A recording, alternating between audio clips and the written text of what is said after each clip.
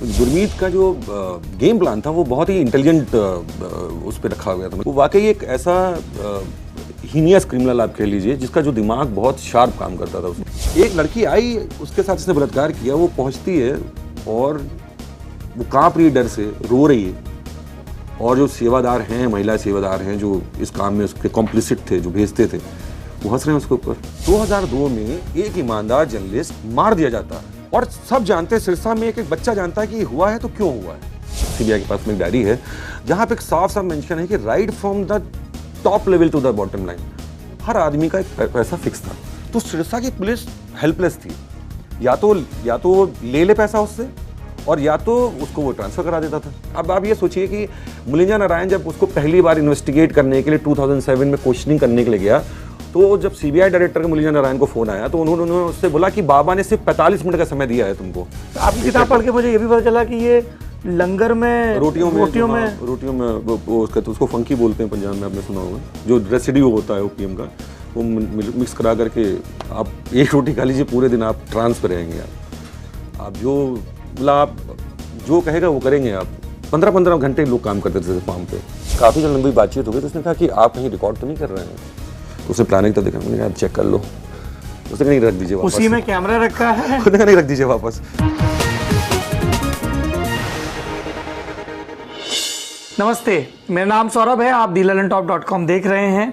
आप में से कई प्यारे मित्र दर्शक बार बार मुझे डांट रहे थे, ठीक डांट रहे थे, क्योंकि कई हफ्तों से किताब पर बात नहीं हुई थी।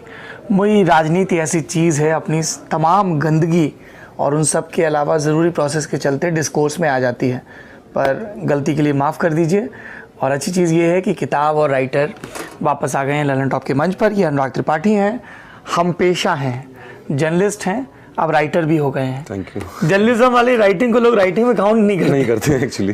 अनुराग ने एक किताब लिखी जो कि ज़रूरी है। किताब है डेरा सच्चा सौदा and Gurmeet Ram Rahim a decade long investigation.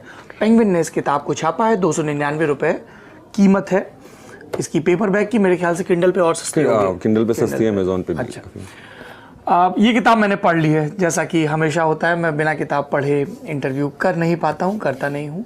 और हमें लग रहा था कि हम तो रात दिन फॉलो कर रहे हैं गुरमीत राम रहीम के केस को, जब उनको 25 अगस्त को दोषी करार दिया गया 2017 में, और उसके बाद टीवी पे बहुत सारी चीज़ें आ रही थी, गुफा कैसी और डेरा कैसा, और कैसे लड़कियां नहाती थीं, वो कैसे अय्याशियां करता था। और ऐसा लगा कि पूरा ध्यान जो है वो गुरमीत राम रहीम के जो सेक्सुअल प्लेजर्स हैं उनके इर्द गिर्द है, जबकि ये ध्यान भटकने जैसा था। राग मुझे ऐसा लगा, क्योंकि असल खेल ये है कि एक 23 साल का लड़का सेक्ट का हेड बनता है, किन परिस्थितियों में बनता है। जब वो बनता है तब आपकी किताब से मुझे पता चला कि 5 एकड़ ज़मीन थी, अब 700 एकड़ है, उसमें कई बेनामी है। संपत्ति बढ़ती है, फॉलोइंग बढ़ती है, पॉलिटिकल क्लाउड बढ़ता है। मैंने 2012 के चुनाव में, मैं तो पंजाब में था, लुधियाना में, उसको देखा कि सारे पत्रकार, सारे नेता वेट कर रहे हैं कि पॉलिटिकल अफेयर्स कमेटी किसके नाम का फरमान जारी करती है, और बाकायदा डिटेल्ड स्टोरी होती थी कि कैसे मैसेज कन्वे होता है। तो वो कोडिंग, वो उनकी तावीज़, वो एक लिखा हुआ, उसके पीछे की नंबरिंग, और कैसे कैसे भेजा जाता था।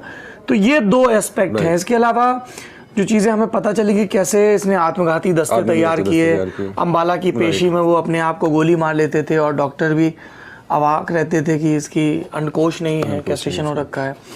और सबसे अहम चीज़ कि कैसे ये साध्वियों का यौन शोषण करता था, ब्रेन वॉश कैसे करता था उनके परिवार वालों का, वो पूरा नेक्सस कैसे बिल्ड हुआ, और जो लोग इसके खिलाफ जाते थे उनको कैसे सिस्टमेटिक ढंग से टॉर्चर करता था। हमारी आपकी तरह ही एक जर्नलिस्ट, कमाल के जर्नलिस्ट, देश में ऐसे ही जर्नलिस्ट होने चाहिए। छत्रपति जिनका कत्ल कथित तौर पे, ये जोड़ना पड़ेगा, उसका भी फैसला आने वाला है। जो एविडेंसेस हैं उसमें लगता है कि काफी स्ट्रांग एविडेंस, न्याय होगा अंशुल के साथ, उनके बेटे के साथ।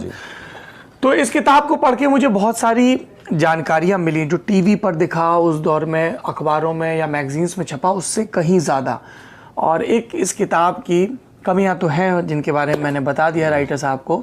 अच्छी बात यह है कि जो लोग भुक्तभोगी थे, चाहे वो ऐसे साधु हों जिनको प्रलोभन या दरेरा दे के नपुंसक बनाया गया, ऐसी साध्वी हों जिन्होंने सीबीआई के सामने बयान दिया, 164 का बयान दिया, जिसके आधार पर गुरमीत राम रहीम को सज़ा हुई।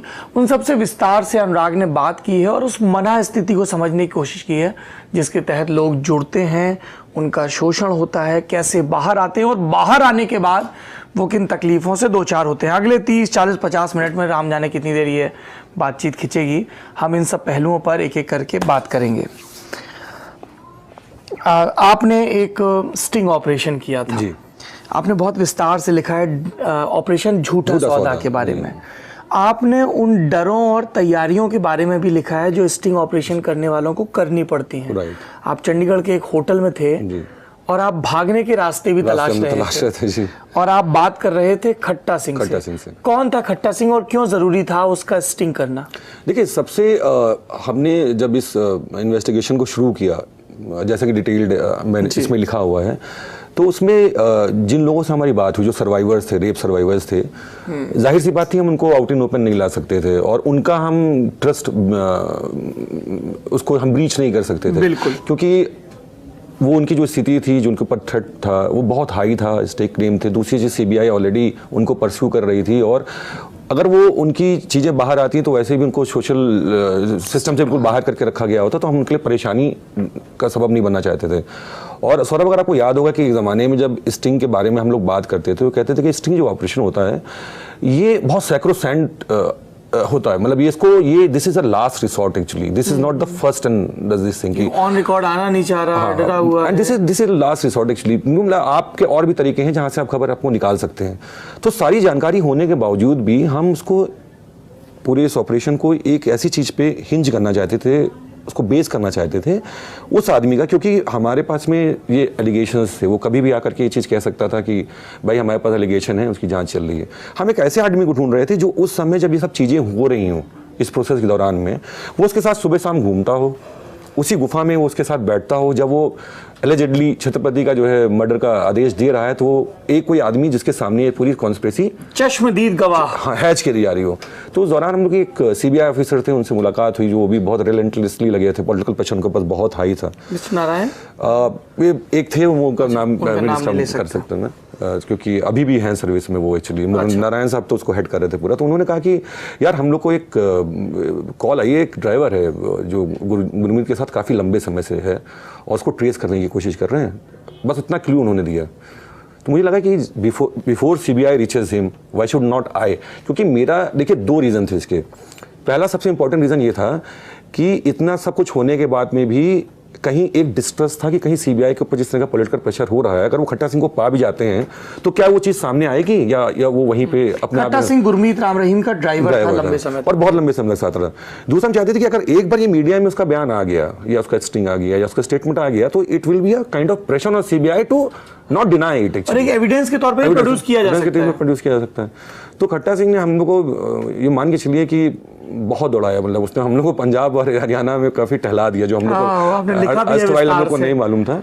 और उसका एक रीज़न ये भी था, देखिए सौरभ, क्या होता है ना कि आदमी उस समय ट्रस्ट नहीं कर रहा था दूसरे पे, क्योंकि पंजाब में खासतौर से सिरसा हरियाणा में जो जिस तरह से मीडिया बिहेव कर रहा था, या जिस तरह से नेशनल मीडिया ने और बिल्कुल एकदम उसके ऊपर चादर डाल के रखी हुई थी 2002 के बाद में, तो ये लोग अप्रोच करते थे। जब वो पहला लीड भी मुझे मिली तो उसने कहा कि वो कई लोगों के पास में गए, but they don't want to pursue it, क्योंकि उनको लगता था यार इतना बड़ा इसकी इंटेंसिटी या क्वांटम इतना बड़ा नहीं है, लाखों फॉलोअर्स हैं और छोटा मोटा कोई मामला होगा, छोटा मोटा मामला। हाँ, तो वो अप्रोच करने के बाद उनको एक मीडिया से एक डिस्ट्रेस लेवल आ चुका था। तो वो हम लोग को ट्राई एंड टेस्ट करना चाहते कि कितने सीरियस हैं हम इस चीज़ को लेकर के, और कहीं हमसे वो इन्फॉर्मेशन लेकर के कहीं उसको और ट्रेड ऑफ ना कर दें, या maybe we can be a part of the same dera. Gurmeet के ही भेजे हुए गुर्गे हैं जो। तो उन्होंने दौड़ाया बहुत हमें, और चंडीगढ़ में finally we were able to sector 35 में। और एक बड़ा इंपॉर्टेंट इंसिडेंट है, बड़ा रोचक है, बताऊंगा आपको कि क्योंकि ये पहला ऑपरेशन था मेरे लिए तहलका में, मैंने रिसेंटली ज्वाइन किया था।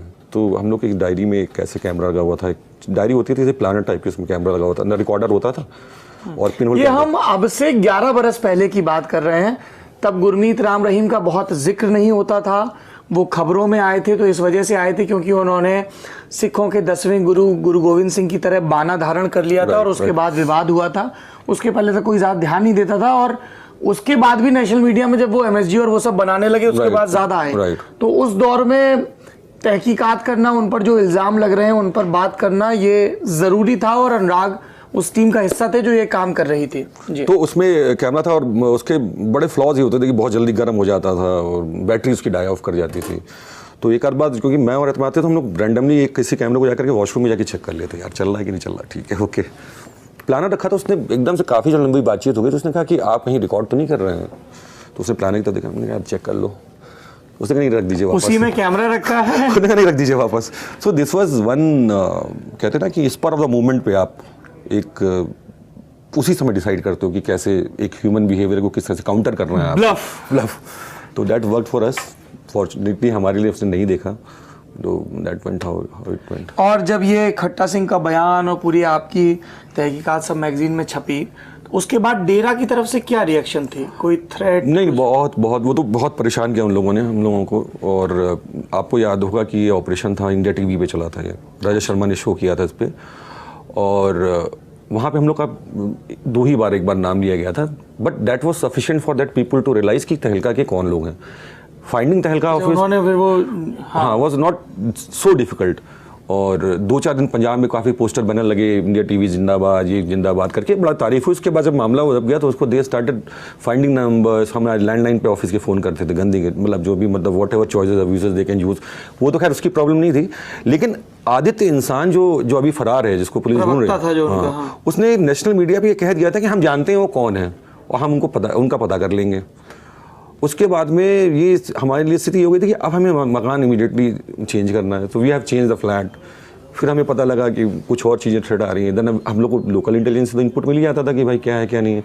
तो उस दौरान क्या हुआ कि 2, 4, 5, 6 महीने, उसी समय मेरी डॉटर पैदा हुई। तो वो that was very traumatic actually, कि आपको लेकर के घूमना, फिर मकान चेंज करना, फिर करना। सो उस समय था। और अभी किताब होने के बाद में the kind of language they are using on social media, tweet पे जो तरह की गालियां और अच्छा, जिस तरह से आपके पूरे खानदान को ट्रेस किया जाता है वो अपने आप में है। लेकिन अभी भी गाली गलौज कर रहे हैं आप, मतलब जैसे वो एक पूज्य बापू निर्दोष है, ब्रिगेड है आसाराम की, वैसे गुरमीत राम रहीम की ब्रिगेड भी मानती है कि इन्होंने कुछ नहीं किया, उन्होंने किसी साधु को बधिया नहीं करवाया, कुछ भी नहीं, किसी लड़की का रेप नहीं किया, किसी का कत्ल नहीं किया, कोई हथियार नहीं, जमीनों पर कब्जा नहीं, कुछ भी नहीं। दे ब्लाइंडली फॉलो देम। ग्रेट। अब एक तो आपने ये ब्रेक थ्रू के प्रोसेस के बारे में बताया, अब मैं गुरमीत राम रहीम का जो ब्रेक थ्रू मूवमेंट था, जब उसका जो बचपन का यार है गुरसर मोडिया का, जो बाद में मतलब चाचा का कत्ल हुआ गुरजंट सिंह राजस्थानी के, जिसने कत्ल किया, गुरजंट सिंह ने उसको मारा, जेल गया, जेल में खालिस्तानी आतंकवादियों से मिला और खुद भी वो आतंकवादी बन गया। उसने गुरमीत की मदद की। तो जब ये सेना ने बाद में सर्च ऑपरेशन, दे दीजिए पानी, कोई बात नहीं है, ये बहुत स्वाभाविक चीज़ है कि आदमी बोल देगा तो प्यास लगेगी, ये ललन टॉप है, अलग से कट नहीं करना है। तो बहुत सारी जगह ये आया कि गुरजंट ने, जो गुरमीत राम रहीम के पहले डेरा सच्चा सौदा चलाते थे, शाह सतनाम, उनकी कनपट्टी पे बंदूक रख के गुरमीत राम रहीम को वारिस घोषित करवाया। और एक जो आपकी किताब में इंटरेस्टिंग चीज है कि 31 अगस्त 1991 से लेकर अगले 3 बरस तक 31 अगस्त के दिन सन्नाटा रहता था, मौन रहता था। देखिए क्या है सौरभ, उसकी वो जो भी था, गुरमीत का जो गेम प्लान था वो बहुत ही इंटेलिजेंट उस पर रखा गया था। मतलब ही वाज, आप यूँ नहीं कह सकते कि वो ब्लिंग गुरु था। वो वाकई एक ऐसा हीनियस क्रिमिनल आप कह लीजिए, जिसका जो दिमाग बहुत शार्प काम करता था, बहुत कोल्ड ब्लडेड तरीके से। अब वो जानता था कि वो एक वहाँ क्या करता था, वहाँ पे ट्रक चलाता था या कुछ डेरे के काम करता था। गुरजंट सिंह राजस्थानी ने पूरे हथियार सप्लाई किए। गुरजंट सिंह राजस्थानी का इंटरेस्ट ये था कि भाई ये इतनी बड़ी ज़मीन है, इतनी यहाँ पे इतने फॉलोअर्स हैं, यहाँ वी कैन हैव, हम अपने बंकर बना देंगे, सामान छुपा देंगे, पैसा छुपा देंगे, we can any time. Punjab में उस टाइम मिलिटेंसी थी, like it was like almost dying, but at least वो कभी कभी बीच में फ्लेयर अप कर जाती थी। बाद में उनका तो उसका जो बाद में हमने पढ़ा ही होगा कि मोहाली में उसका जो है इनकाउंटर हुआ गुरजंट सिंह राजस्थानी का, फेज 7 में। हाँ, फेज 7 में। तो ये क्या करता, इसके पास ना इसके पास बोलने का तरीका था, ना शाह सतनाम की तरह इसकी नॉलेज थी उस सब्जेक्ट के बारे में, ना ही वो सोशल सिस्टम को उस तरह से समझ रहा था। तो ये क्या करता, ये जानता था कि किस तरह से ये किया जाए कि डेरा जो है इंटैक्ट रहे और ये हो जाए। तो उसने कहा कि मैं उसमें हूँ, मैं शोक में हूँ। और उसने कहता था कि 10-5 इन्फ्लुएंशियल लोगों को जो बिल्कुल करीब थे, उनसे कहता था आप लोग खड़े हो जाइए, बताइए आपका क्या अनुभव रहा। तो वो लोग गुरमीत बोलता था, वो इसमें से एक आदमी खड़ा होकर के बोलता था, तो वो सब चीज़ों उनको सुनता था। फिर उसने उनका क्या किया, सार बना करके उसने अपना उसको जो अपना भाषण था उसका हिस्सा बना लिया उसने, और उन लोगों को आइडेंटिफाई कर लिया कि ये इन्फ्लुएंशियल लोग हैं, अगर इनको हम अपने तरीके से अपने पाले में रखेंगे तो हमें कोई आने वाले समय में दिक्कत नहीं होगी। और संगत में भी जब जाता था तो इन लोगों को लेकर के जाता था, भाई आप तुम खड़े होकर बताओ बाबा ने तुम्हारे साथ में क्या किया। साथ सतनाम के समय ऐसा कभी कुछ नहीं होता। साथ सतनाम के समय में जो साथ सतनाम के फॉलोअर हैं, आप कभी उनसे मिले, उनसे बात करें तो वो बहुत ही एक नेचुरल प्रोसेस जो होती है, उसमें रिलीजन को लेकर के कोई बातचीत नहीं होती थी कि आप फलाना धर्म अडॉप्ट करें या डोनेट करें या करें। एक सोशल जो कहते हैं कि जो सिस्टम से आउट कर दिए गए थे, जब हर जगह भी, पंजाब में भी इशू है, आप जानते हैं कि जो अपर कास्ट डोमिनेंस है गुरुद्वारों में, वहाँ पे अभी भी इन लोगों को उसके से, तो वो शाह सतनाम ने कोशिश ये करी कि इनको जो है एक डिग्निटी वापस लाई जाए, ज़मीन दी जाए इन लोगों को, अपनी खेती करें, जो दूसरे मजदूरों तरह काम करें, अपना अनाज उगाएं, सेल्फ सफिशिएंट बनाने की कोशिश करी, आत्मसम्मान से रहें, और इसने मतलब इसने क्या किया, इसने कहा कि जब इतना सब चीज़ें हो ही रही हैं तो कॉर्पोरेट सेक्टर को अंदर लेकर के आओ, ऐसे लोग जो अमीर लोग हैं उनको लेकर के आओ, उनसे कहा कि भाई तुम्हारा धन 10 लाख रुपए दे दो, तुम्हें 20 लाख कर देंगे हम। और जो साथ सतनाम के फॉलोअर थे वो भी काफ़ी कुछ उसमें से थे जो बिजनेसमैन थे, तो उन्होंने पैसा पहले नहीं लगाया था, लेकिन उन्होंने कहा कि चलो इसको बढ़ाते हैं, एक्सपेंड करते हैं, अब तुम यहीं पे फैक्ट्री खोलो, अब तुम यहीं पे चीज़ें करो। जैसे विश्वास गुप्ता के फादर ने अपनी ज़मीन घरौंदा की सारी बेच दी और उसके बाद यहाँ निवेश किया। राइट। अच्छा, जैसे मैं ये जानना चाहता हूँ अनुराग कि जब गिरफ्तारी के बाद डेरा प्रेमाइज की जांच वगैरह हुई तो उसमें भी AK-47 एक निकली जी, है ना, क्या लोकल इंटेलिजेंस, आर्मी किसी को कुछ मतलब सो रहे थे क्या, बहुत ही सख्त लहजे में कहें तो? देखिए, जहाँ तक लोकल इंटेलिजेंस की बात है और जहाँ तक पुलिस की बात है, डेरे के अलग अलग काम के लिए प्रबंधक बनाए जाते थे कि मतलब आपको ये डिपार्टमेंट हैंडल करना है, आपको पुलिस हैंडल करनी है, आपको पॉलिटिशियन हैंडल करने हैं। तो जब वहाँ पे एक डायरी बाकायदा मेंटेन करी जाती थी, जो CBI के पास है, जो आज मतलब मेरी जानकारी के हिसाब से CBI के पास में एक डायरी है, जहाँ पे एक साफ साफ मेंशन है कि right from the top level to the bottom line हर आदमी का एक पैसा फिक्स था। तो सिरसा की पुलिस हेल्पलेस थी, या तो ले पैसा उससे, और या तो उसको वो ट्रांसफर करा देता था, क्योंकि पॉलिटिकली इन्फ्लुएंस हो, तो जो फंस गए वो फंस गए, उनका कहते थे चुपचाप भाई लेते रहो। Everybody knew. देखिए, जिस तरह से छत्रपति ने इन्वेस्टिगेशन किया 2000 टीम में, उसके बाद में कुछ लोकल जर्नलिस्टों ने कोशिश करी, सिरसा में it was a known fact कि कुछ अंदर ऐसा चल रहा है, लेकिन पुलिस बहुत ज़्यादा उसके सामने एकदम बहुत बौनी थी। उसका फैक्टर ये था कि आधे तो रोल्स पे थे उसके, और आधे डर से, क्योंकि इतने फॉलोवर्स थे कि आप पहुंचे। अब आप ये सोचिए कि मुलिंजा नारायण जब उसको पहली बार इन्वेस्टिगेट करने के लिए 2007 में क्वेश्चनिंग करने के लिए गया, तो जब CBI डायरेक्टर के मुलिंजा नारायण को फ़ोन आया तो उन्होंने उससे बोला कि बाबा ने सिर्फ 45 मिनट का समय दिया है तुमको। तो मुलिंजा ने कहा कि मैं इस समय बैठा हूँ अपने हेडक्वार्टर्स में, जो पहला हेडक्वार्टर हुआ करता था, वहाँ बैठा हूँ, और वहाँ से चंडीगढ़ में बैठा हूँ, मैं अभी सिरसा पहुँचने ही नहीं, मुझे इतना समय लग जाएगा। तो बोला नहीं, वो कह रहा है कि बस 45 मिनट के अंदर करना हो तो करो, नहीं तो हम नहीं मिलेंगे। अब वो मुलिंजा नारायण जैसे जो करेजियस और डेयर डेविल होते हैं, उन्होंने कहा ठीक है मुझे पहुँचने दो। उन्होंने टीम लेकर के पहुँच गया वहाँ पे, और उन्होंने कहा कि अपनी टीम को इंस्ट्रक्ट कर दिया कि ये 45 मिनट्स के लिए बोले, कहते टाइम खत्म, तुमसे कोई मतलब नहीं, कीप ऑन कोचिंग हिम। तो जब मुलिंजा नारायण जो एक्सपीरियंस बताती है, जब ये प्रेशर में आता था तो ये एक बहुत डरपोक किस्म का इंसान था। तो जब मुलिंजा नारायण ने और उनकी टीम ने इनसे क्वेश्चन करना शुरू किया तो ये खड़ा हो गया हाथ जोड़ करके। मुलिंजा नारायण ने बकायदा 4 साढ़े 4 घंटे जो मेरी जानकारी है, इसको इंट्रोगेट किया इसी के डेरे में। बट वो करेज यूँ था क्योंकि ही वॉज मुलिंजा नारायण। आप समझ रखिए, मतलब उनको था कि मुझे करना है यार, I want to expose him. मुलिंजा नारायण CBI के वो अफसर हैं जिन्होंने पूरी जांच को दिशा दी और सब कुछ किया। एक बड़ी दिलचस्प चीज़ है इसमें, 2 बार प्रधानमंत्रियों का जिक्र आया है। एक बार अटल बिहारी वाजपेयी का जिक्र आया, क्योंकि उन्हीं के दौर में रेप की पीड़ित साध्वी ने पहली चिट्ठी लिखी थी, जिसका संज्ञान PMO ने नहीं लिया, इसका संज्ञान पंजाब हाई कोर्ट ने लिया था, जिसपे पहला मामला दर्ज हुआ था, जांच शुरू हुई थी।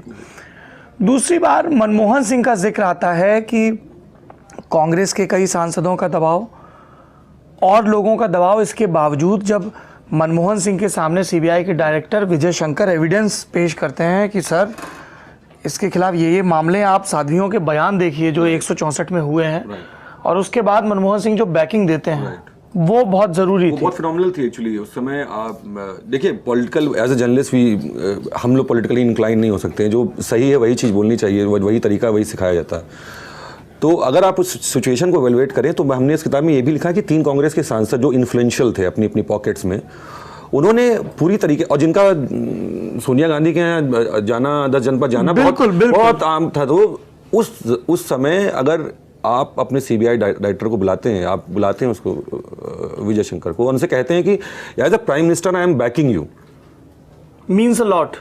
तो पूरी फोर्स को वो दैट वाज द पॉइंट कि उसके बाद मुरली नारायण के पास जब मैसेज गया तो उन्होंने मतलब पूरा किस तरह से दोनों साथियों को आप मतलब किया है, उनका स्टेटमेंट रिकॉर्ड किए हैं रात में 11 बजे बैक डोर से ला करके सीबीआई गेट से वीडियो रिकॉर्डिंग करा करके। हाँ, वो बड़ा अनुराग, हमें आपको ऐसे समझ में नहीं आएगा, सीबीआई को बहुत मेहनत करनी पड़ी इस केस में उन साध्वियों को खोजने के लिए जो इसकी विक्टिम थी गुरमीत राम रहीम के सेक्सुअल एक्सप्लॉयटेशन की। फिर किसी की शादी हो गई, कोई परिवार के डर में जी रही, किसी के भाई का कत्ल कर दिया गया, तो उनको कन्विंस करना। और तीसरी दिक्कत थी कि जब उनके बयान होने तो उनको उनके घरों से ले जाना। आपको लगा सीबीआई क्या घर से ले गई, लेकिन गुरमीत राम रहीम के डेरे के सपोर्टर्स रात दिन वहां बैठे रहते थे, ले नहीं बहुत ही मतलब इतना मतलब इसको कहते हैं ना कि दिस इज अनहर्ड ऑफ। आप सोचिए बनाना रिपब्लिक टाइप का। वो क्या करते थे, वो पूरे गांव में आके पूरा मतलब वो कहते थे संगत लगा दी उसने वहां पे। संगत लगाने का मतलब है कि दे आर ऑब्जर्विंग, तो पूरे घर के सामने उसमें कोई, क्योंकि लॉ एंड ऑर्डर की सिचुएशन तो जो अधिकारी थे वो उनके या तो डर में थे या तो उनके रोल्स पे थे, तो उनका कुछ करना नहीं था। इसलिए आपने देखा होगा कि कुछ एक पुलिस ऑफिसर को छोड़ करके लोकल पुलिस से सीबीआई को कोई भी हेल्प नहीं मिली, and that is on record actually, कि वहाँ पे उनको बड़ी दिक्कत होती थी क्योंकि ये फाइलें हटा दी गई, कई चीज़ें हटा दी गई। जो लोकल पुलिस के पास था उसके पास से बहुत ज़्यादा इन्फॉर्मेशन पास नहीं हुई और बहुत ज़्यादा सपोर्ट नहीं मिला सीबीआई टीम को। अब आप ये सोचिए कि 24 घंटे 24/7 हमारे घर के सामने 1000 आदमी है और सीबीआई के 6 ऑफिसर हैं, तो ऐसा लगता है जैसे किसी मूवी में सीन गया। अब वो बैठे हैं, कैसे निकलेंगे? वो निकलने तो उनका मूवमेंट ट्रेस हो रहा है। और बिल्कुल आपने देखा होगा किस तरह से वायलेंट हो गए थे। इतनी जो इतना वायलेंट हो सकता है उसके लिए ये फर्क नहीं पड़ता कि वो सीबीआई का ऑफिसर है, आप हैं, हम हैं या कोई और है। उसको एक टास्क दिया गया, वो टास्क पूरा करता। और वो उनको ले जाने के लिए सीबीआई पूरी फोर्स नहीं बुला सकती थी वहां पे। कि अनुराग, मेरा अगला सवाल ये है कि बहुत ही बुनियादी सवाल, गुरमीत राम रहीम इतना बड़ा कैसे बन गया? मतलब जब उसने डेरा संभाला तब डेरा छोटा था, आर्थिक संसाधन थे लेकिन इतना नहीं था, लेकिन तब से 2017 तक पॉलिटिकल क्लाउड और फाइनेंशियल जो उसने गेन किया वो कैसे हुआ? मतलब मोडस ऑपरेंडी क्या था? देखिए, फाइनेंशियल का तो ये है कि आप सुना होगा या पढ़ा भी होगा, या मैंने किताब में भी इसको मेंशन किया है कि ओपीएम का एक बड़ा अच्छा ट्रेड में डील करता था। इसके ट्रक चलते थे और अफीम का तो that was one of the sources of his ill gotten wealth. Second thing is कि और ये सब अवैध था, ये सब तो सारा पूरा कंप्लीट अवैध ही है, मतलब कोई ऐसा नहीं, क्योंकि मतलब बहुत लिमिटेड दवाई के लिए भी है ना। हाँ, लेकिन इसका तो बोधा है, मतलब उस पर भी कोई मामला चल रहा है क्या? उस पे एक छोटा सा मामला दर्ज है, पता नहीं उसको इतने लंबे से इतने मतलब गहन तरीके से उसको इन्वेस्टिगेट किया जा रहा है कि नहीं किया जा रहा है। एक बहुत छोटा सा मामला वहाँ सिरसा में दर्ज है। आपकी किताब पढ़ के मुझे ये भी पता चला कि ये लंगर में रोटियों में उसको फंकी बोलते हैं पंजाब में, आपने सुना होगा, जो रेसिड्यू होता है ओपीएम का, वो मिक्स करा करके आप एक रोटी खा लीजिए, पूरे दिन आप ट्रांस पे रहेंगे। आप जो मतलब आप जो कहेगा वो करेंगे। आप 15-15 घंटे लोग काम करते थे फार्म पे, बाप रे।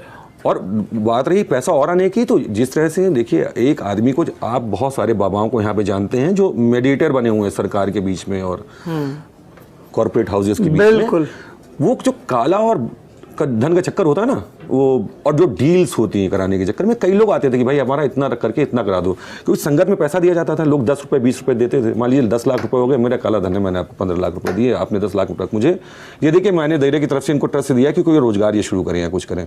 तो that was one of the this thing. बाकी इसने बहुत लोगों को ड्यूप किया। इसने पूरे कई ऐसे लोगों को पूरे उनके घर के मतलब ये समझिए बर्तन भाड़े तक, जमीन तो छोड़िए, सब कुछ बिकवा दिया उनको, ये कह करके आप पैसा लगा दो, हम आपको रिटर्न में देंगे।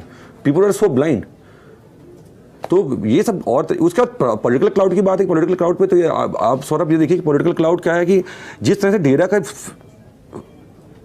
फॉलोअर्स बढ़े, उसने पॉलिटिकल पार्टीज में उसमें अपॉर्चुनिटी देखी। कि भाई हमारी कुछ बेल्टों में इतना इन्फ्लुएंशियल है ये कि इसके कहने से 27-28 असेंबली सीट का इन्फ्लुएंस होता है मुझे। और any political beat any political party, चाहे वो बीजेपी हो या कांग्रेस हो या कोई रीजनल पार्टी हो, सब जाकर इसके दरबार में सर नवाते थे। अब एक बार आपको पॉलिटिकल पेट्रोनेज प्राप्त हो गया, मनी आपसे फ्लो कर ही रही है, और मीडिया अपना तो था ही, आप मीडिया का रोल तो डिनाई नहीं कर सकते कि जो मीडिया इसको 2017 में बैठ करके स्टूडियो से हर चीज़ें दिखा रहा था, वही मीडिया के कुछ लोग जो एंकर उसको दिखा रहे थे, उस तरह से बता रहे थे कि कितना गंदा आदमी था, क्या था, वही मीडिया के कुछ लोग बैठ करके उसके साथ में ऐसे इंटरव्यू कर रहे थे कि अगर मौका मिले तो उसके पैर छू लें। मैं नाम नहीं लेना चाहता हूँ, सबने देखा। जी बिल्कुल। और 2002 में मैं कहता हूँ, मेरा जो कोर क्वेश्चन है सौरभ, वो ये है कि 2002 में एक ईमानदार जर्नलिस्ट मार दिया जाता है, और सब जानते हैं, सिरसा में एक बच्चा जानता है कि हुआ है तो क्यों हुआ है। एज ए नेशनल मीडिया उसका लड़का स्ट्रगल कर रहा है। एज ए नेशनल मीडिया ये 2002 के बियॉन्ड ही प्रेशर बनना शुरू क्यों नहीं हुआ? 2007 के बाद भी, हमारे करने के बाद भी प्रेशर नहीं बनना शुरू हुआ। कई जगह छपा, सीबीआई ने उसको इंट्रोगेट कर रही थी, लेकिन मीडिया ऐसे होल जानने के बाद में कि एक जर्नलिस्ट को मार दिया जाता है, उसका लड़का स्ट्रगल कर रहा है, 2007 में भी खबरें छपती हैं, वो आता है स्टूडियो में, किसी का आता है, उसकी कंपनी में पैसा लगाता है, और उसको आपने देखा bling Guru, MSG is back, जो सर चलते हैं। आप उस मनोस्थिति से समझिए कि अगर मेरे पिताजी का कत्ल हो जाए मेरे सामने 8 बजे, और मैं उस न्याय की लड़ाई लड़ रहा हूँ, और मैं उस सामने उसको नाचते गाते देख रहा हूँ, और मैं देख रहा हूँ कि वही मीडिया उसके सामने उसके इर्द गिर्द घूम रहा है, तो अब मेरी मनोस्थिति से चाहिए, मैं कितनी हिम्मत मुझे चाहिए उस सिस्टम से लड़ने के लिए। ट्रू। सिस्टम, और इसके सिस्टम में 2-3 चीज़ें, 2-3 कोडवर्ड भी जो मुझे पता चले आपकी किताब से।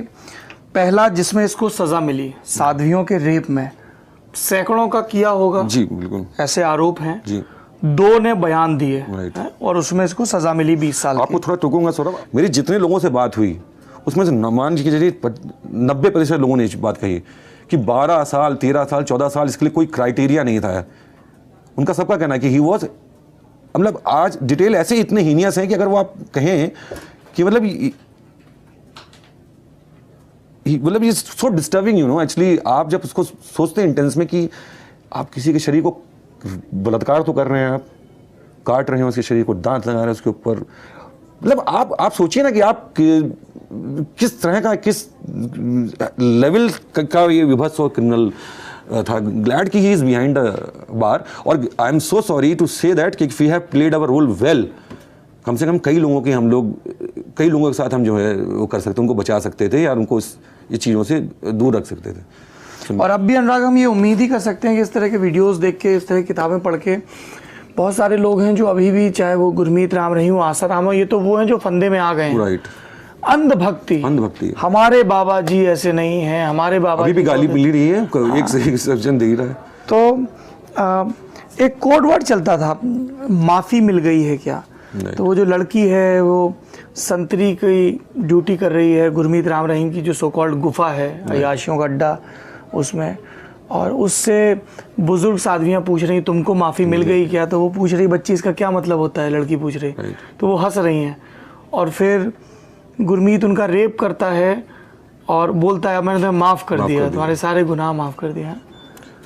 इसका रीज़न था, उसने बना के उसने जो प्रोजेक्शन दिया था वो ये दिया था कि he is the direct incarnation of God, और किसी के साथ में भी जब वो ये चीज़ करता है तो उसके जो पुराने सीन है, अब देखिए कि मतलब आप ये सोचिए कि उसके लॉजिक कि तुम टीवी देखती थी पहले, तुमने हो सकता है कभी कुछ खाया हो, कभी किसी लड़के से कभी अफेयर चलता हो, तो अगर मैं तुम्हारे साथ ये कर दूंगा तो तुम्हारे जितने पुराने सीन हैं वो खत्म हो जाएंगे। मतलब आप लॉजिक वो पावर में इतना अंधा है कि वो ये सोच रहा कि वो कुछ भी कह रहा है दैट इज गॉस्पेल ट्रूथ, वो सच्चाई है।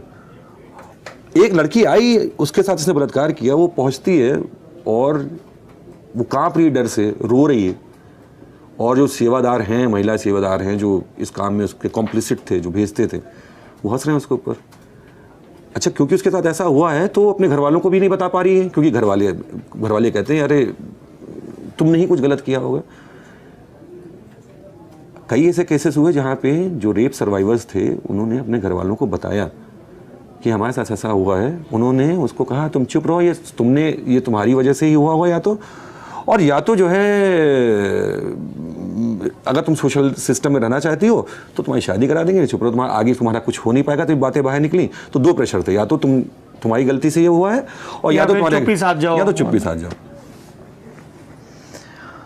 माफी मिल गई के बाद दूसरा है तुम पर रहमत हो गई है। ये गुरमीत राम रहीम का कोडवर्ड था उन सारे नौजवान साधुओं के लिए जिनको वो नपुंसक बनाने का इरादा करता था। उनको झूठ बोल के कन्विंस करके गुरमीत राम रहीम के ही चला जा रहे अस्पतालों में भेजा जाता था, जहाँ पर उनके अंडकोश हटा दिए जाते थे, सर्जरी की जाती थी वो, और उसके लिए कोडवर्ड था। और जिनके साथ ऐसा होता था उनको ये नहीं बताया जाता था। राइट। तो आप हंसराज से मिले, वो जो पूर्व साधु हैं जो संगीत सिखाते हैं। राइट। बहुत तकलीफ दे रहा होगा, क्या था पूरा मतलब मिलना, जिनको नपुंसक बनाया गया, कोशिश की गई कि ये भी आत्मघाती दस्ते में शामिल हो जाएं। उन्होंने बड़ी हिम्मत की, परिवार वालों को बताया, वापस आए। वापस आना भी इतना आसान नहीं था। बहुत डिफिकल्ट था। एक्चुअली हंसराज की कहानी एक ऐसी कहानी है जो हमारे सोशल सिस्टम के ऊपर एक बहुत बड़ा तमाचा भी है।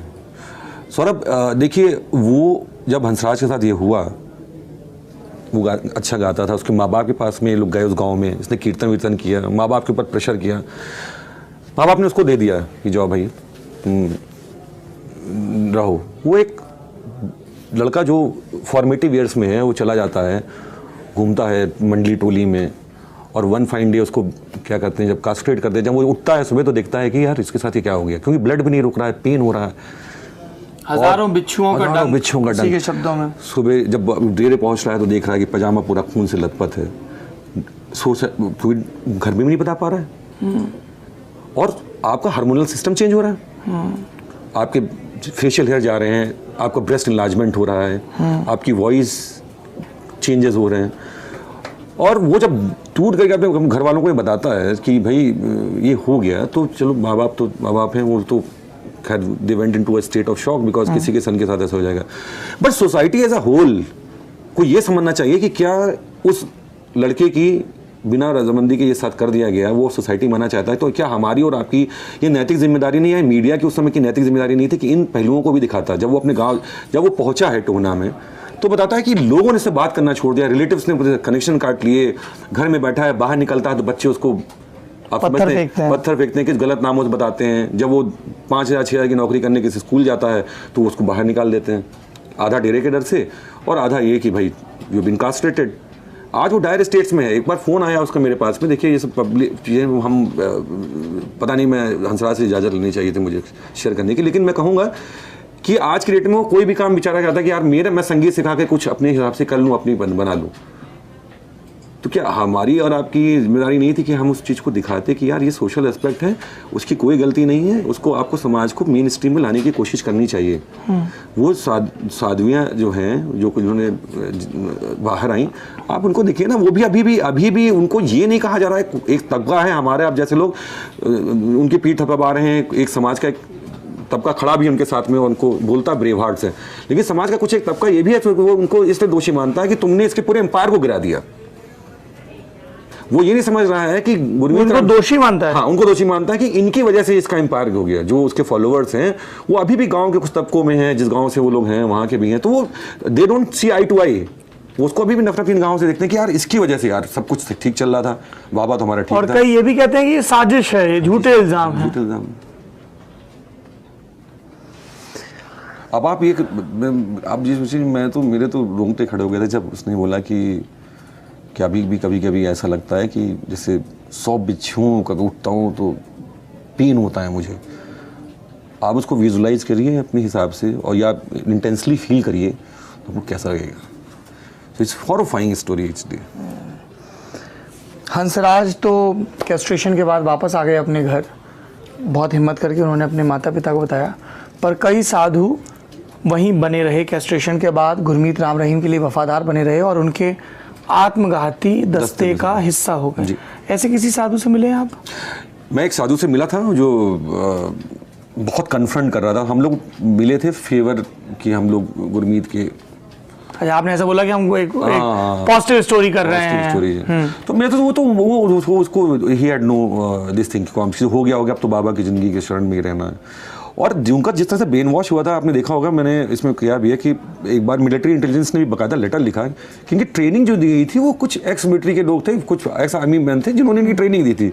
तो the training procedure was so rigorous actually, and the brain watching was so rigorous कि मतलब उसमें से मेरे ख्याल से जो बहुत सारे साधु थे, अब तो बहुत सारे आ गए हैं सामने, वैसे 200 अभी कम से कम शायद 200 के लगभग लोगों ने 200 डिपोजिशन हुए हैं। नहीं, मतलब मेरे ख्याल से जो मेरी लास्ट संसार से बात है कि 200 तक नंबर पहुंच जाएगा, but it has crossed actually certain limit of, so eventually वो 200 तक आ जाना चाहिए, 200-250 तक आ जाना चाहिए। Big case in that case. So इतना आ जाना चाहिए बाय द टाइम इसके ऊपर फाइनल वर्डिक्ट आएगा, इतना तक नंबर पहुंच जाना चाहिए, वेरी कन्विंस्ड, क्योंकि अब लोग आ रहे हैं। हाँ, अब लोग आ रहे हैं, अब हिम्मत आ गई ना सबके अंदर, मीडिया के अंदर भी, मीडिया के वो अंदर भी सजा के बाद ही कि अच्छा अब सेफ है, इसके बारे में कुछ भी कह सकते हैं, अब तो कुछ भी कर सकते हैं।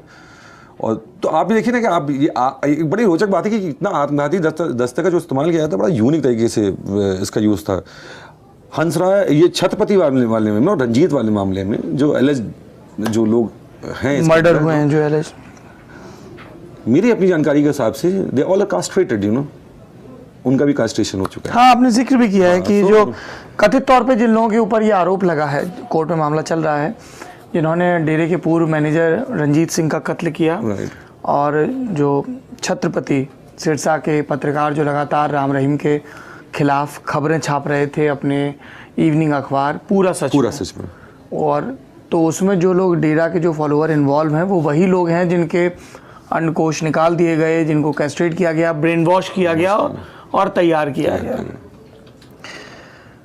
चाहता क्या था ये आदमी, मतलब क्या ये आप ये कैस्ट्रेशन देखें, साध्वियाँ और गुफा देखें तो लगता है जैसे कोई मुगल बादशाह है, हरम है, औरतें आ रही जा रही हैं और उसकी रखवाली के लिए हिजड़े तैनात हैं। राइट, ये पहली बार मतलब आज़ाद भारत के इतिहास में ख्याल से पहली बार ये चीज़ कभी सामने आई, जब 2007 में हम लोग के सामने किसी ने बोला यार कास्ट्रेशन होता है। तो ईमानदारी से बताऊं, मैंने तो पहले ऑक्सफोर्ड डिक्शनरी खोली, मैंने कहा जानना, मैं क्यों जो मैं समझ रहा हूँ क्या वही सही समझ रहा हूँ मैं, तो मैंने का वही तो देखा, मैं चेक यार ऐसे क्यों कर रहा है यार, कर क्यों रहा है, इसका लॉजिक क्या है, इधर ही is like of some different sexual orientation and all, लेकिन वो तो साधुओं के साथ कर ही रहा है। तब ये थ्योरी सामने आई कि इतना कोर ग्रुप बना जाता था कि मतलब अगर इसके पास कोई पहुंचे तो वो किसी लेवल, मतलब वो जान देने तैयार। आपने देखा 2 लोगों ने गोली मार ली खाली क्योंकि प्रेशर बनाना था इनको कोर्ट में ना लाया जाए। और जो एक साइक होती है ना कि जब आप पावर में इतने लेवल तक घुस चुके हो और हजारों लोग आपको चैंट कर रहे हैं, सब कुछ करने के बाद भी आपके साथ कुछ नहीं हो रहा, वहां पे आदमी नॉर्मल सेंसेस से बहुत ऊपर चला जाता है। उसको लगता है कि यार जो को मैं सोच रहा हूं अपने बारे में कि rather I am incarnation of God, क्या मैं वैसा हो गया हूं क्या। आपने ओशो की अभी हाल फिलहाल में डॉक्यूमेंट्री, तो अगर आप उसको इससे पैरेलल ड्रॉ करें कि वो एक पूरा शहर बना रहा था अपना, उसका आइडिया भी था कि वो पूरा शहर बना रहा था। और सिरसा में भी देख ली, सिरसा पूरा शहर ऑलमोस्ट उसके कब्जे में था, धीरे धीरे वो सिरसा में बढ़ता ही चला रहा था।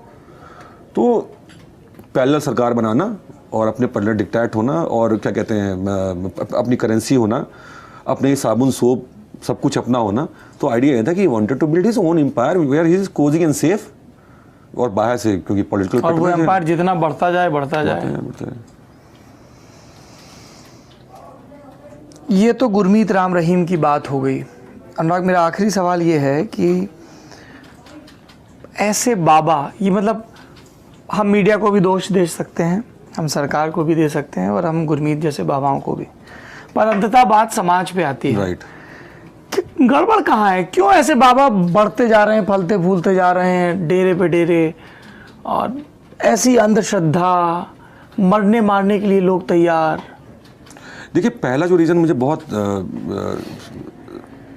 लॉजिकल लगता है जो मेरे अपने हिसाब से, वो ये है कि आपकी कहीं सुनवाई नहीं हो रही और आपको एक ऐसा व्यक्ति मिलता है जो बहुत इन्फ्लुएंशियल है, जिसकी सब सुन रहे हैं, आपसे कोजी अप करने की कोशिश करते हो, क्योंकि ये एक बहुत इंपॉर्टेंट फैक्टर जहाँ पे कई लोग इसके पास जुड़े कि यार मेरी कोई नहीं सुन रहा है यार, अब मैं जाता हूँ उसके पास में हजारों फॉलोवर हैं, गरीब हूँ, मेरी जमीन नहीं है, ये नहीं, तो मैं किसी को इसको फोन करा देगा तो हो जाएगा। मेरे पास यार 1 बीघा 2 बीघा जमीन है, किसी दबंग ने मेरी कब्जा कर ली, मैं इसके पास जाऊंगा, ये करा देगा खाली, उसमें चाहे वो 1 बीघा ले भी ले तो कोई फर्क नहीं पड़ रहा उसको, अंटा तो लेगा ही वो। दूसरा सिस्टम ये है कि everybody wants to be close to power, हर आदमी में आप देखिए कि आज के ये शौक था, नेता बहुत टॉप का नेता तो पीछे जर्नलिस्ट खड़े होकर फोटो खिंचा रहा है। ये कभी ट्रेंड मैंने तो अपनी जिंदगी में नेवर, नेताओं के साथ सेल्फी ली जा वो तो हमने कभी देखा नहीं था, तो ये भी एक ट्रेंड है। तो everybody wants to cosy up with the power, right. ये एक बड़ा फैक्टर है। दूसरा जो सोसाइटल एस्पेक्ट है कि जहाँ पे ये हुआ इस पर्टिकुलर मामले में या कुछ और मामलों में भी, कि एक आदमी जो करने कराने के लिए कुछ भी नहीं है, जब इस सिस्टम में जाता है तो उसको कुछ करने को मिल जाता है, चाहे वो उसका पूरा स्क्वीज कर ले उसके रिसोर्सेज भी। इसके बाद में ज़मीन मिल रही थी, वो कर रहा था, खेती करते थे, प्रोड्यूस करते थे, थोड़ा अपना रखते थे, थोड़ा डेरे को देते थे। तीसरा एस्पेक्ट इस केस में जो बहुत इंपॉर्टेंट है वो है कि जो कास्ट का डीप डिवाइड है वो बिल्कुल इसके फेवर में काम करता है। और इस बात को समझने की जरूरत है कि कई लोग जो फार्म लेबर थे वो मारे जाते थे, पीटे जाते थे, उनको उनका ड्यू नहीं मिलता था। तो आप पंजाब के मालवा वाले इलाके में आप क्या चाहेंगे ऐसी स्थिति में? आप क्या चाहेंगे? यार एक दमा मेरे साथ भी कोई होता यार तो मैं उसको समझ लेता यार। जनरल साइक लोगों की होती है यार, कोई सुनना, कोई थाने में तो कोई सुनने वाला नहीं। थाने के पास वो गरीब जा रहा है तो उसकी सुनने का क्यों सुनेगा, उसके पास देने के लिए कुछ नहीं। तो वो कहेगा यार ऐसा एक्स्ट्रा कॉन्स्टिट्यूशनल पावर हो किसी के पास में जो नियम कानून को रखा किनारे रख करके एक बात करे और उसकी बात सुनने के लिए अगला तैयार हो जाए। And there from there the system starts. एक आप छोटा सा काम करा करके आप जिंदगी भर के लिए उसकी गुलामी फंस जाते, तो फिर आपको अच्छा बुरा आपको दिखना बंद हो जाता है। एक लेयर पे ये भी मतलब जो एक अच्छाई की नशा नहीं करना है, ये नहीं, मतलब उनके समर्थक जो तर्क देते हैं कि बाबा जी तो ऐसा कर ही नहीं सकते। क्यों नहीं कर सकते? बोले वो तो वैश्याओं का विवाह करवाते थे, अगर वो सेक्सुअल प्रेडेटर होते तो वो ऐसा क्यों करते? या वो तो ये जो नशा लॉबी है ना, क्योंकि उन्होंने नशा लॉबी का काम बंद करवा दिया इसलिए उसने अपने डेरे में वो ओपियम और चीजों की रोटियां बना के बेचते थे। अपने डेरे में नशा बेच रहे हैं और उनसे कह रहे हैं कि मतलब लेना करना भी है तो मेरा लोकल प्रोडक्ट लो। एक ये बाबाओं में ये प्रवृत्ति भी बहुत दिखने लगी है कि वो बिजनेसमैन भी होते जा रहे हैं। आसाराम के मामले में हमने देखा कि वो अपने प्रोडक्ट बना रहे हैं। आप नेशनलिज्म का ठप्पा लगा करके कुछ भी बेचिए, आज की डेट में सब कुछ बिक रहा है। चाहे आपके सारे प्रोडक्ट में आधे से 70% फ्लॉड हो, लेकिन आप खाली बता दीजिए कि देश हित में आप ये बेच रहे हैं, तो पब्लिक भाग करके ले रही है। That is jingoism, that is selling nationalism. पूरा कमर्शियल है ये। धार्मिक ये ऐसे हैं कि ये हालमेल कर दिया है। ये बेसिकली ऐसे हैं कि इनको तो बड़े बड़े जो स्टैनफोर्ड हैं वहाँ पे तो उनको लेक्चर देने चाहिए कि यार किस तरह से प्रोडक्ट को किसी चीज के ना होते हुए कैसे बेचा जाए। How to build a brand around myth making and the amalgamation of spirituality. And देखिए जिस समय देश का जो नैरेटिव चल रहा होता है ना, उस मौजूदा स्थिति में उसको आप टैप कर लें, उसके साथ अलाइन कर जाएं, यू विल बी सक्सेसफुल। आपके कुछ जर्नलिस्ट ऐसे हैं जो अभी अलाइन कर रहे हैं यहाँ पे। अगर सरकार 2019 में बदलती है तो आपको वहाँ पे भी अलाइन करते दिखेंगे। तो जो भी निरप होगा उसके साथ नजदीकी होगी रहेंगे। मेरे प्यारे देशवासियों, मोक्ष की तलाश में इतना परेशान ना हो जाओ कि किसी मेरी आपकी तरह हाड़ मास में जीवित इंसान को ईश्वर मानने लगो और अपनी वफादारियां अपने इस चुने हुए ईश्वर के प्रति क्या ऐसे जाहिर करोगे कि मेरे बाबा जी ने ये अगरबत्ती बनाई तो अगर मैं अगरबत्ती खरीद रहा हूं तो मैं मोक्ष की तरफ बढ़ रहा हूं क्योंकि ये बाबा जी की बनाई उसमें है और बाबा जी की सारी लीलाएं स्वीकार हैं। बाबा जी नाचें, बाबा जी ठहाका लगाएं, कमाल है। अगर ईश्वर जैसी कोई चीज़ है तो वो सिर्फ तुम्हारे और ईश्वर के बीच की चीज़ है, तुम्हारी अपनी अनुभूति की चीज़ है। जैसा मेरे साथी गजेंद्र सिंह कहते हैं कि अगर मैं धार्मिक हूँ तो मैं चाहूँगा कि मेरे पड़ोसी को पता भी न चले कि मेरा धर्म क्या है। ये इतनी व्यक्तिगत चीज़ है, ये आपको ताकत देती है और क्या ताकत देती है इस पर भी बात कर लें। ये आपको बेहतर इंसान बनने की ताकत देती है। और बेहतर इंसान वो नहीं है जो मेरे धर्म के बारे में तूने ऐसे कैसे बोला मैं तेरा मुंह तोड़ दूंगा, वो नहीं है बेहतर इंसान। बेहतर इंसान वो है जिसके अंदर दया और करुणा हो। करुणा सभी धर्मों का सार है। मैं बार बार कहता हूँ क्योंकि बार बार कहे जाने की ज़रूरत है। तो अगर आप धार्मिक हैं तो इन मूल्यों के प्रति वफादार रहिए। किसी इंसान, किसी किताब से ये ज़्यादा ज़रूरी है, है ना। और आसपास देखिए बहुत सारे बाबा हैं जो गुरमीत राम रहीम के पतन के बाद भी पनप रहे हैं, मजबूत हो रहे हैं। ज़रा उनको भी अपने संशय के दायरे में लेकर आइए। प्रश्नाकुलता बचाए रखिए, सवाल पूछने की ज़िद बनाए रखिए, क्योंकि यही इस लोकतंत्र को जिंदा भी रखेगी और मजबूत भी करेगी। और हम ऐसे ही लेखकों से सवाल पूछते रहेंगे आपके हिस्से के, और आपको नई नई किताबों से, ज़रूरी किताबों से वाकिफ करवाते रहेंगे। बहुत शुक्रिया आपका अनुराग, दो चीज़ों के लिए। एक तो आप एक दशक से इन्वेस्टिगेशन कर रहे हैं, आपके परिवार को तकलीफ झेलनी पड़ी, आप सिक्योरिटी, इंटेलिजेंस, इंपोर्ट और सारी चीज़ें, और दूसरी ज़रूरी चीज़ कि इन सब के बावजूद आपने इन्वेस्टिगेशन भी की और किताब की शक्ल में इसको कलमबद्ध भी किया। और मैं जो चीज़ इंटरव्यूज़ पहले कह रहा था, आपसे चाहूँगा कि जब इसका अगला एडिशन आए तो फिल्म बनाकर जो गुरमीत राम रहीम ने अपने कल्ट को और बढ़ाया और नेशनल मीडिया में जगह पाई। मतलब कई मैंने पत्रकारों से बात की तो बोले यार हमें पता है ये फ्रॉड है, बोले ये अजूबा है, ये कर रहा है। और मैं खुद इसकी एक फिल्म का, तब मैं आज तक के लिए रिव्यू लिखता था वेब के लिए, और मैं एक फिल्म देखने गया क्योंकि दावे हो रहे थे कि इसकी फिल्म ने 100 करोड़ कमा लिए, 150 करोड़ कमा। मैंने कहा यार ऐसे कैसे, और ये क्या ही फिनोमिना है कि एक आदमी है और वो गा रहा है, बेसुरा गा रहा है, कुछ कुछ स्टंट कर रहा है, और क्या देखने तो टू अंडरस्टैंड दैट साइकी।